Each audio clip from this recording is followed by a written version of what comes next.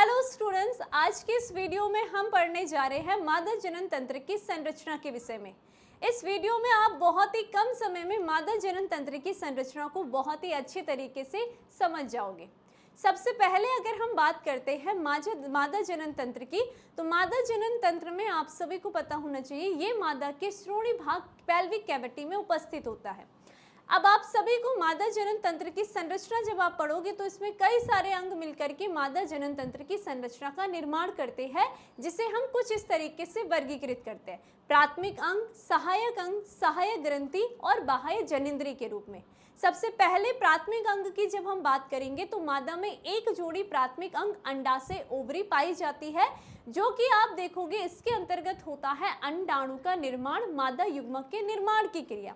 उसके बाद सहायक अंग में आप देखते हो यहाँ पर आप सभी को मिलेगी अंडवाहिनी, गर्भाशय ग्रीवा। ये वो अंग होंगे जहाँ पर निषेचन की क्रिया, भ्रूण का परिवर्धन, ये सारी क्रियाएं विधि होगी। उसके बाद बात करते हैं सहायक ग्रंथियों की, तो सहायक ग्रंथि में मादा में उपस्थित होती है बार्थुलिन ग्रंथि और साथ ही साथ स्तन ग्रंथि। और बाह्य जनेंद्रिय में मादा की जो बाह्य जनेंद्रिय होगी वो होती है योनि यानी कि वजाइना। अब इन्हीं सारे अंगों को जब हम एक डायग्राम के माध्यम से देखते हैं तो आप देखोगे ये कुछ इस तरीके से आपके मादा जनन तंत्र की संरचना होती है। जहां पर आप देख रहे हो ये आपको दिखाई दे रहे हैं एक जोड़ी अंडाशय, जो कि कुछ इस तरीके से लटके हुए रहते हैं। ये भी एक जोड़ी में उपस्थित है और ये वो संरचना होंगी जिसके अंदर आप देखते हो अंडाणु के निर्माण की क्रिया होती है। उसके बाद आ जाते सहायक अंग में। सबसे पहले हम बात कर रहे हैं अंडवाहिनी की, तो मादा में एक जोड़ी अंडवाहिनी पाई जाती है जो कि 10 से 12 सेंटीमीटर लंबी होती है। और ये जो अंडवाहिनी होती है ये अलग अलग अंगों से मिलकर बनी हुई है, यानी कि इसमें आप अलग अलग अंग देखेंगे।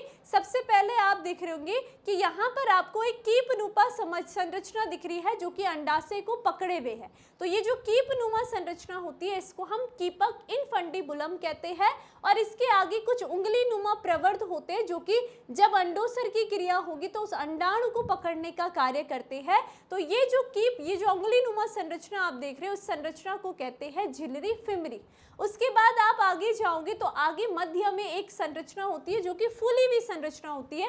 इस भाग को तुम्बिका एम्पुला कहते हैं और यही वो भाग होता है मादा जनन तंत्र का जहां पर नर युग्मक और मादा युग्मक के संलयन की क्रिया होती है, अर्थात निषेचन की क्रिया होती है अंडवाहिनी के तुम्बिका भाग में।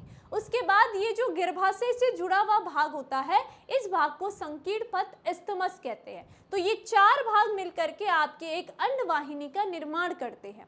उसके बाद बात करते हैं मादा के गर्भाशय की, तो गर्भाशय आप देख सकते हो कि ये एक उल्टी नासपति के आकार की संरचना है जिसे गर्भाशय कहते हैं, जो कि केवल मादा में एक उपस्थित होता है। यही गर्भाशय में भ्रूण के परिवर्धन की क्रिया होती है, यानी कि 9 माह तक यहाँ पर एक शिशु का निर्माण हो जाता है। जब गर्भाशय की संरचना को हम देखते हैं तो आप देखोगे गर्भाशय में 3 परत उपस्थित होती है। सबसे बाहर की जो परत होती है इसे हम परिगर्भाशय पेरिमेट्रियम कहते हैं। उसके बाद मध्य में जो परत होती है इसे हम कहते हैं गर्भाशय पेशीय परत, जिसे मायोमेट्रियम कहते हैं। और सबसे अंतः जो परत होती है इसे हम अंतः गर्भाशय यानी कि एंडोमेट्रियम कहते हैं। अब ध्यान देने वाली बात यह है कि जो ये अंतः गर्भाशय एंडोमेट्रियम होती है ये बहुत ही विशेष प्रकार की परत होती है, जिसके कारण मादा में आर्तव चक्र शुरू होता है, अर्थात जब महिला में अंतः गर्भाशय परत टूटती है तो यहाँ पर रक्त स्राव के रूप में ये परत बाहर निकलेगी। तो इसे हम कहते हैं कि महिला में रजोधर्म स्टार्ट हो गया है। लेकिन अगर बात करते हैं एक प्रेग्नेंट वुमेन की, तो उसमें हम देखेंगे कि ये जो अंतः गर्भाशय परत होती है यहाँ पर प्रोजेस्टेरॉन हार्मोन्स के कारण ये परत क्या होगी, एक प्रेग्नेंट वुमेन जो कि संगर्भता से ग्रसित है या हम कहेंगे संगर्भता जिसमें हो गई है उसमें ये परत बनी भी रहती है प्रोजेस्टेरॉन हार्मोन्स के कारण।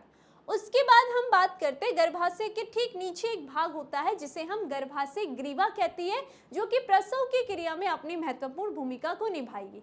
और बाह्य जनेंद्रिय में आ जाती है योनि भाग। ये आ जाएगा यहाँ पर इस तरीके से।